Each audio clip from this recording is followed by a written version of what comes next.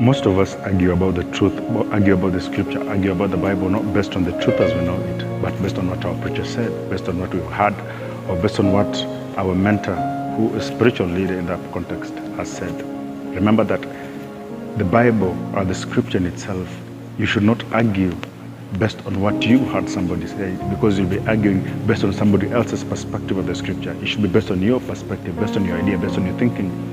But when you argue based on what your preacher said, you cannot ground it, you cannot back your argument, you cannot defend whatever your perspective of the scripture is. If you argue based on what you've read, but based on what you've understood, based on what you know the truth to be, then you can easily defend that truth. You can easily defend your perspective. You can easily defend your position. But when you argue based on what you heard somebody else say, when you argue based on what you heard your preacher said, then you cannot defend that truth.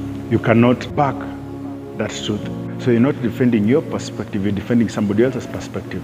The reason some of the believers today fall into the trap of following anything we hear anybody say is because we don't read the scripture for ourselves. We don't read the Bible for ourselves. We don't read and defend what we've read or understood in the scripture. We defend what somebody else said.